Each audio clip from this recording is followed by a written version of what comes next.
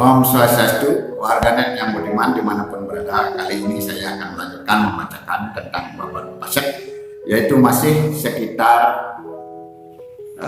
keturunan dari Pasek Bandesi Mas. Masih sekitar cerita tentang julukan-julukan yang diberikan Ide Danyang Nirata yang Maha Sakti. Ada juga yang memberi julukan Ide Danyang Dwi Jendre atau Raja Pandita Guru Agama. Sejak Sang Wiku ada di sana, masyarakat desa Gading Bani merasa sangat gembira. Tiap hari mereka bergiliran mempersembahkan hidangan, makan, minum, dan buah-buahan. Masyarakat desa Gading Bani berharap agar Ide Danyang Nirata bersedia tetap tinggal di situ. Akan tetapi beliau keberatan karena masih akan meneruskan perjalanan ke timur. Selama Ide Danyang Nirata di sana, Pasek Bandesi Mas berguru kepada beliau dalam berbagai ilmu, terutama mengenai kadiatmikan atau ilmu kebatinan. Setelah Pasek Bandesi Mas menguasai ilmu tersebut, lalu melakukan upacara Wijati. Bandesi Mas lalu menjadi Pandita bergelar Ki Dukuh Macan Gading Wani.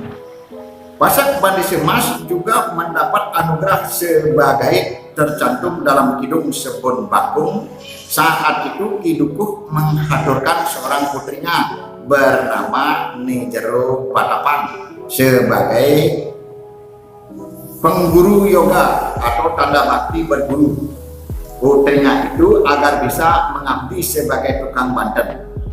Selain Nijero Patapan, ada lagi seorang perempuan bernama Nibrik yang mengabdi sebagai tukang banten. Kedua orang itu dengan senang hati diterima oleh Ide Danyang Nirata. Ide Danyang Nirata kemudian membangun pasraman di desa Wani Legah.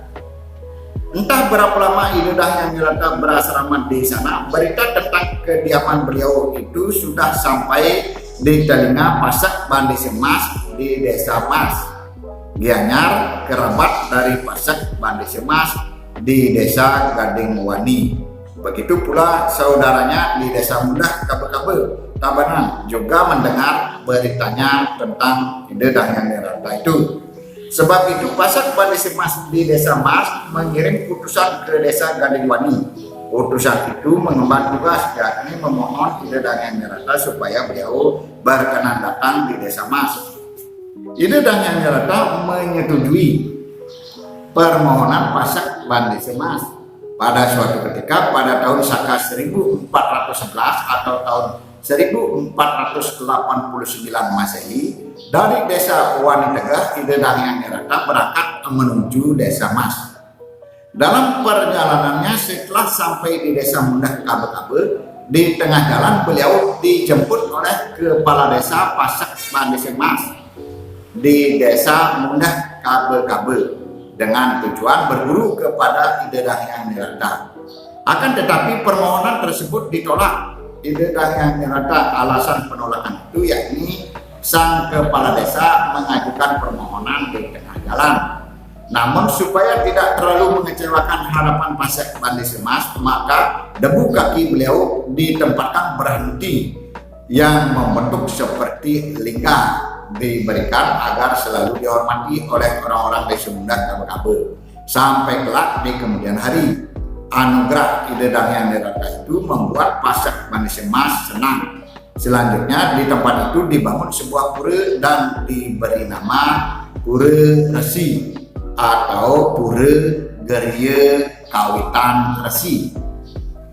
Selanjutnya dari desa Mundah Kabe-Kabe Tabanan, ide Dahyan Nirata melanjutkan perjalanan menuju ke timur dan sampai di daerah Badung.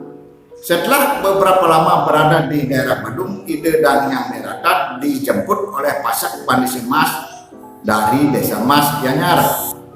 Dari daerah Badung, lalu ide Dahyan Nirata bersama putra-putra dan 2 orang pembantunya perempuan diiringi oleh Pasak Bande Semas melanjutkan perjalanannya menuju desa Mas Gianyar. Tidak dikisahkan perjalanannya, setelah tiba di desa Mas, ide Dahyan Nirata langsung dibuatkan geria serta terus menetap bertempat tinggal di sana. Pada tahun Saka tersebut, ide Dahyan Nirata menikahi adiknya Pasak Bande Semas yang bungsu bernama Nelo Nyoman Manikan.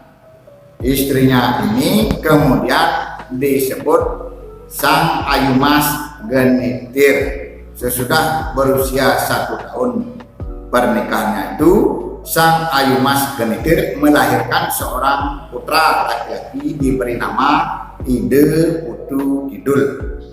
Beliaulah yang selanjutnya menurunkan Brahmana Mas.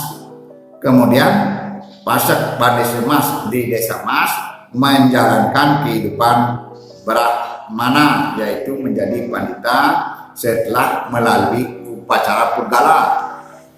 Karena oleh Dahyan Nirata dianggap sudah cukup menguasai beberapa ilmu yang berhubungan dengan spiritual. Pada suatu hari, ide Dahyan Nirata menjamah tukang bantennya, yakni Nyi Jero Patapan, anak Pasak Bande Semas dari desa Gading Wani. Nyi Jero Patapan kemudian melahirkan seorang putra laki-laki dan diberi nama Ide Wayahan Sangsi alias Ide Pendapan, yang kemudian dikenal dengan sebutan Ide Pendapan. Selain Nyi Jero Patapan, ide Dahyan Nirata menjamah pula Nyi Berit, pembantunya yang lain. Dari hasil pernikahannya itu terlahirlah seorang anak atau seorang putra laki-laki dan diberi nama Ide Wayahan Tamesi alias Ide Bedung. Selanjutnya Pasak Bande Semas di Banjar Tarukan Taman Pule desa Mas menurunkan Pasak Bande Semas di Banjar Kabian Semal desa Lor Tunduk. Pasak Bande Semas di Banjar Mawang Lord desa Lor Tunduk daerah Gianyar. Kemudian Pasak Bandi Semas di Banjar Abian Timbul Desa Lotunduk menurunkan Pasak Bandi Semas di Banjar Kau Desa Ungasan. Pasak Bandi Semas di Banjar Bindu Desa Kesimang. Pasak Bandi Semas di Banjar Kau Desa Ungasan. Pasak Bandi Semas di Banjar Muluk Babi Desa Sangeh. Pasak Bandi Semas di Banjar Keraman Desa Abian Semal, daerah Badung. Dan Pasak Bandi Semas di Banjar Paluran Desa Pengastulan, daerah Buleleng. Selanjutnya Pasak Bandi Semas di Banjar Bindu Desa Kesimang menurunkan Pasak Bandi Semas di Banjar Abian Timbul Desa Pemecutan, daerah Badung. Pasak Bandi Semas di Banjar Mandung Desa Sembong Gede. Dan Pasak Bandi Semas di Banjar Lebah Desa Tiste, daerah Tabanan. Sedang Pasak Bandi Semas di Banjar Abian Timbul Desa Pemecutan menurunkan Pasak Bandi Semas di Banjar Delon Seme Desa Riang Gede, daerah Tabanan. Dan Pasak Bandi Semas di Banjar Delon Seme Desa Riang Gede lalu menurunkan Pasak Bandi Semas di Banjar Pasakan Anyar Desa Delon Peken, daerah Tabanan. Kemudian Pasak Bandi Semas di Banjar Mandung Desa Sembong Gede menurunkan Pasak Bandi Semas di Banjar Umeseke Desa Antasari, daerah Tabanan. Pasak Bandi Semas di Banjar Lebah Desa Tiste, Pasak Bandi Semas di Banjar Lebah Desa Tiste menurunkan Pasak Bandi Semas di Banjar Lebah Sureng Desa Antasari, daerah Tabanan. Sekarang saya akan menceritakan kisah dari keturunan Bandi Semas. Pada akhir pemerintahan dalam Gel-Gel Sri Waturenggong yang mulai bertahta pada tahun Saka 1382 atau tahun 1460 Masehi sampai dengan tahun Saka 1472 atau tahun 1550 Masehi, Ide Dang Hyang Wirata sudah menyadari bahwa ajalnya telah tiba. Sebab itu beliau menghadap Sri Waturenggong dan berpesan agar sang raja tidak melupakan putra-putranya. Sebelum beliau kembali ke alam Makkah, Ide Dang Hyang Wirata bermaksud menyucikan 4 orang putranya. Di samping itu, Ide Dang Hyang Wirata berpesan kepada Sri Waturenggong bahwa keempat putranya dapat dipakai penasehat kerajaan dan jangan hendaknya Sri Waturenggong berselisih dengan putra-putranya tersebut. Selanjutnya, Ide Dang Hyang Wirata mempermaklumkan kepada dalam Gel-Gel Sri Waturenggong bahwa upacara penyucian keempat orang putranya itu akan diselenggarakan nanti pada hari tilam Sasih Kalime. Sebab itu Sri Waturenggong diundang untuk menyaksikan upacara tersebut yang akan diadakan di Desa Mas. Sampai di Desa Mas, Ide Dang Hyang Wirata minta bantuan kepada Pasak Bandi Semas untuk membuatkan sesajen untuk upacara penyucian tersebut, termasuk sesajen pasurudayaan. Sesudah selesai upacara tersebut, Ide Dang Hyang Wirata bersabda kepada putra-putranya agar mereka selalu menjalankan dharma sebagai pandita, karena beliau sudah menyadari bahwa saatnya sudah tiba untuk kembali ke alam baka atau siwaloka. Kemudian seluruh pusaka dan harta benda kekayaan di hadapan dalam Gel-Gel Sri Waturenggong dibagikan kepada putra-putranya. Rakyat Gel-Gel juga ikut menyaksikan pembagian warisan itu. Sesudah itu Ide dan Hyang Derata yang juga sudah diberi gelar Ide dan Hyang Dwi Jenderal meninggalkan Desa Mas dengan menumpang sebuah perahu. Beliau merencanakan kembali ke Pulau Jawa. Beliau berniat moksa di Pulau Jawa, namun baru tiba di lautan Bukit daerah Bandung, perahu yang beliau tumpangi bocor sehingga tidak dapat melanjutkan perjalanan ke Pulau Jawa.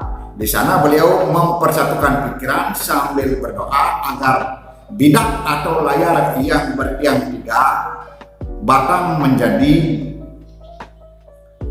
Meru tumpang 3 dan supaya menjadi tempat suci arwah beliau selanjutnya dipuja oleh orang banyak. Sedang perahu yang bocor tersebut supaya menjadi sebuah pulau yang selalu goyah. Di sanalah Ide dan Hyang Dwi Jenderal bersamadi menghadap ke utara sampai dapat melihat jalan untuk kembali ke alam baka. Sesaat sebelum Ide dan Hyang Dwi Jenderal moksa, beliau bertemu dengan pasak gel-gel yakni Bandese Bandi ke dalam. Beliau minta tolong kepada Bandese agar menyampaikan kepada Ide Putu Mas, putranya di Desa Mas, daerah Gianyar, bahwa di tempat itu beliau ada meninggalkan pusaka yang sangat bertuah. Pasak Bandese Bandi ke dalam ini tidak menolak permintaan Ide dan Hyang Dwi Jenderal tersebut. Lalu ia segera berangkat dan sesaat kemudian Ide dan Hyang Dwi Jenderal telah moksa. Bersamaan dengan kejadian itu, pasak Bandese Bandi ke dalam melihat teja maya atau sinar di angkasa. Itulah pertanda Ide dan Hyang Dwi Jenderal sudah kembali ke alam baka atau Siwanuka. Itu dulu, saya akan lanjutkan kembali tentang cerita dari pasak Bandese Bandi ke dalam yang disuruh oleh Ide dan Hyang Derata memberikan informasi kepada Ide Putu Kidul yang ada di